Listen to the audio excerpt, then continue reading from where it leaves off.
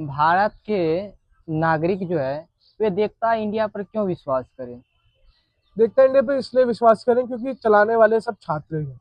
हम्म। और छात्र, अगर आप छात्र जीवन में हैं तो कहीं ना कहीं मुझे लगता है कि आप इतने समृद्ध हैं कि अभी आपको किसी तरीके का लालच नहीं है समाज से, जो कहते हैं ना भ्रष्ट लालच, जो आजकल लोग येलो जर्नलिज्म आपने सुना होगा, जो कि लोग डराते धमकाते हैं। तो अगर आप छात्र जीवन में पत्रकारिता कर रहे हैं तो भैया आपको तो पहले तो खुद ही हिम्मत नहीं आएगी रिपोर्ट करने की, तो डराने धमकाने की तो बात अलग है। तो हम एक ऐसी हिम्मत जनरेट कर रहे हैं, एक ऐसा काम कर रहे हैं जिसमें हम देखते हैं इंडिया में हम नए नए इंटर्न्स रखते हैं। आपको जैसे बताऊं, फर्स्ट सेकंड ईयर के ऐसे ऐसे इंटर्न मेरे पास थे, मतलब आज बड़े बड़े चैनलों में काम कर रहे हैं। तो ठीक है, हम उतना नहीं कर पा रहे हैं लेकिन हम सिखा पा रहे हैं लोगों को, ये एक अच्छी बात है। और मुझे सुनने को मिला है कि जैसे आप सिखाते हैं लेकिन बाद में आपको धोखा दे देता है। नहीं, ठीक है, अब जिंदगी में है तो धोखा भी मिलेगा और अच्छा भी मिलेगा, क्या लेकिन हमें आप देखना चाहिए कि आप अच्छी चीजें जिन्हें क्या रात है। दिन मेहनत करके सिखाते हैं, हाँ। दुख होता है जब छोड़ के चले जाता है तो? नहीं, दुख नहीं होता, खुश होता हूँ अंदर ही अंदर। क्यों? एक हंसी आती है मन में। पहली बार ये बात किसी पत्र संपादक के मुंह से सुन रहा हो कि उनके साथ धोखा हुआ है, बट वे क्योंकि अपने वो आप को सोचते हैं कि मैं उस खुशी। संपादक के साथ खेल रहा हूँ, जबकि वो ये नहीं जानते कि वो संपादक कितने घाट का पानी पिया है। अभी उस संपादक ने उसे एक घाट का ही पानी पिलाया है, उसे ये नहीं पता वो जब संपादक बना है तो वो कितने घाटों का पानी पी के आया है। तो एम्प्लॉय हो या इंटर्न हो, कभी ये नहीं सोचना चाहिए। आप मान लीजिए हम एक संस्था में, मान लीजिए दिल्ली स्कूल ऑफ जर्नलिज्म में, आप अपनी संस्था से बड़े नहीं हो सकते कभी। बहुत अच्छा काम कर लिया मैंने, कॉलेज के बाहर, यूनिवर्सिटी के बाहर एक अच्छा नाम स्थापित कर लिया, लेकिन लोग क्यों जानते हैं? क्योंकि मैं Delhi school of journalism, journalism में क्योंकि पढ़ता हूँ। मैं देखता इंडिया का संपादक हूँ। मतलब आपकी संस्था से आप कभी बड़े नहीं हो सकते, और आपको ये बात अपने मन में बिठा के रखनी है। हाँ, संस्था से ऊपर उठ के काम करना है, लेकिन अपने संस्था को पहले रखना है। आप देखता इंडिया का शुरुआत 2016 ईस्वी में करते हैं, हम्म। तब से लेकर अब तक उस पे काम करते हैं। क्या अनुभव रहा इतनी लंबी जर्नी के बाद?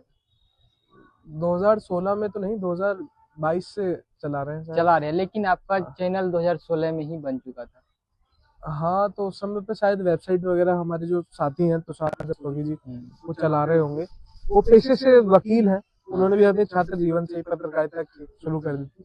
लेकिन अब ऐसा आया है ऊपर से कि जो एडवोकेट है वो पत्रकारिता नहीं कर सकता, और ये वो तो अपने पैशन को फॉलो कर रहे हैं। पत्रकारिता की जगह वो अभी वकालत में अपने काम को देख रहे हैं आगे। एडवोकेट तुषार दस्तोगी मेरे बहुत खास मित्र हैं, और कभी भी आपको कोई लीगल राय चाहिए हो कुछ भी, तो वो एक ऐसा बंदा है, वो फ्री में आपको मतलब लीगल एडवाइस देगा। अब बड़े बड़े पत्रकार और नए नए, जब हम देखते हैं लॉ स्टूडेंट भी जो है किसी से बात नहीं करते हैं सीधे मुंह, लेकिन वो इतना अच्छा पत्रकार बनने के, वो वकील बनने के बाद भी लोगों को राय फ्री में देता है। और अगर आप परेशान हैं, आप किसी ट्रबल में हैं, तो आपको फोन पे बैठे बैठे आपको ऐसी राय दे देगा, आपका काम सॉर्ट हो जाएगा। क्या कोई व्यक्ति को लीगल कोई भी मत लेनी हो तो कैसे मिल सकता है हमारे दर्शकों के लिए? तुषार रस्तोगी जी का नंबर है, हाँ। आप उसे डिस्क्रिप्शन में डाल देना, मैं आपको दे दूंगा। आप डायरेक्ट फोन कीजिए उन्हें, और डायरेक्ट अगर आप मुरादाबाद में रहते हैं, आसपास में वेस्टर्न उत्तर प्रदेश, दिल्ली कहीं भी रहते हैं, आप कचहरी में जाइए, उनका चैम्बर है अपना, एक सीनियर वकील है उनके, सुंदरपाल जी करके ऐसा कुछ नाम है।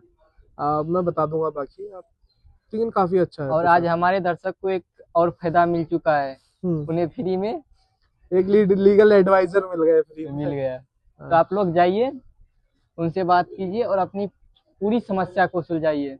हाँ। और भैया, आज पत्रकारिता के क्षेत्र को लोग कई नजरों से देखते हैं, आप किस नजर से देखते हैं पत्रकारिता, के क्षेत्र को?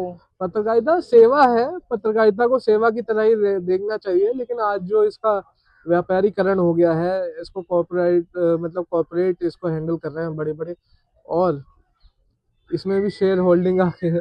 तो चीजें ये होती है कि हम केवल उसका ही चलाएंगे जो हमें ऐड और ये रेवेन्यू जनरेट करके देगा, सेल्स में हमारी मदद करे। लेकिन नहीं, ऐसा नहीं होना चाहिए। प्रचार उसका ही होना चाहिए जो जेन्युइन हो चीज। और मुझे लगता है छात्र जीवन में हम ये कर सकते हैं अगर छात्र एक साथ आ जाएं। जैसे डीयू में डीयू बीट चलता है, काफी अच्छा पेपर है, और डीयू बीट वालों को भेज देना ये रील काट के। और एक बात और है कि विपक्ष के नेता है राहुल गांधी। हाँ। वे के मन से बोलते हैं अगर इस देश को बदनाम करने में नेता से ज्यादा योगदान आज के पत्रकार का है। आप उन्हें किस तरह से लेते हैं? पहले राहुल गांधी जी से ये पूछिए कि कहीं आपका तो योगदान नहीं है देश को बदनाम करने में, क्योंकि वो रोज तो वोट चोरी का रोना करते हैं, रोज वोट चोरी का मुद्दा लाते हैं। लेकिन उसे सिद्ध नहीं कर पा रहे हैं। कभी वो सुप्रीम कोर्ट जाए, अपना जो है जाए वहां पे, हाई कोर्ट जाए, कोर्ट नहीं जाना है, दुनिया भर में दिखाना है कि वोट चोरी हुई है। लेकिन राहुल गांधी को इतना सोचना चाहिए, अगर वे वोट चोरी का मुद्दा ला रहा है तो ये भी पत्रकार के माध्यम से इन लोगों तक पहुंच पा रहा है। फिर भी इस तरह की बात उनका बोलने नहीं, तो इतनी तो अगर उनमें समझ होती तो आज देखिए क्या स्थिति है कांग्रेस की, कहाँ है कांग्रेस। मतलब एक मीम भी अभी बना था कि बिहार में जो सीटें आई हैं 6 सीट पे सिमट गया, मतलब एक बुलेरो से भी कम सीटें आई है। तो बिहार के चुनाव का आप किस तरह देखते हैं? बिहार का चुनाव काफी इंटरेस्टिंग था, लेकिन जैसा एग्जिट पोल था वैसा ही हुआ।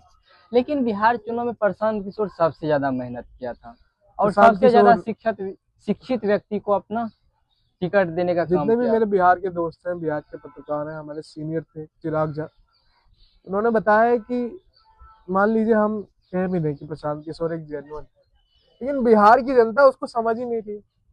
बिहार की जनता जा रही है पैसे के पीछे, बिहार की जनता जा रही है आपके नेम फेम जिसका ज्यादा है, और एक कहते हैं ना भेड़ चाल में। तो वहां पे उनकी प्रेफरेंस दो ही थी, तेजस्वी या नीतीश। अब लेकिन तेजस्वी को तो भी बिहार का जनता लात मार के भगा दिया, 25 सीट पे सिमटा दिया, जो बिहार के सबसे बड़े पार्टी हुआ करते थे कभी। हाँ, और ये तो हमारा लेफ्ट लिबरल जो लॉबी है, ये कभी सोच नहीं रहा था कि इतनी भी कम सीटें आएगी, ये तो सरकार बना रहे थे। लेकिन अब देखिए ना, वहाँ पे महागठबंधन हो गया, फिर भी वो इतनी कम सीटों पे सिमट के रह गए। इनसे तो स्पष्ट होता है कि नीतीश कुमार कुछ तो किया है बिहार के लिए। नीतीश कुमार का सुशासन का मॉडल है, और जो 10-10 हजार रुपए बांटे गए हैं, ये भी एक अच्छा कृत्य किया है, जिससे उनके वोटों में बढ़ोतरी हुई है। क्या लगता है आपको कि 10,000 रुपया उन्होंने देकर सही किया बिहार के जनता के लिए? देखिए, जिन्हें जरूरत है अगर उन्हें दिया है तो बिल्कुल सही किया, लेकिन ये जो फ्री बीज है ना, ये कभी भी डेमोक्रेसी के लिए अच्छी नहीं है, क्योंकि उन्होंने जब तब रुपया देना शुरू किया जब चुनाव का ऐलान हो चुका था, सारा कुछ आ चुका था। बिहार चुनाव में चिराग पासवान को आप किस तरह देखते हैं? युवा नेता है, हमेशा शिक्षा की बात करता है, खुद भी शिक्षित है। चिराग पासवान एक ऐसे नेता है जिनको पॉलिटिक्स में जरूर आना चाहिए। मतलब लोग ऐसे उन पे आरोप लगाए कि ये तो फिल्म मेकर है, और यहाँ आ गए, लेकिन उस बंदे की आप नीतियां देखिए, केवल पर्सनैलिटी वाइज नहीं, ऐसे तो उसके मीम और वैसे पोस्ट वायरल होती हैं कि भाई हैंडसम नेता है। और ये अभी मैं कल एक रील देख रहा था, वो बता रहे थे कि मेरा फेवरेट खाना है अरहर की दाल चावल, और मुझे आप ये दिन में कितनी बार भी खिलाइए मैं आराम से खाऊंगा। तो यार मैंने कहा यार ऐसा नेता होना चाहिए जो जमीन से जुड़ा हुआ है, लोगों से मिलता है और शाकाहारी व्यंजन खाता है।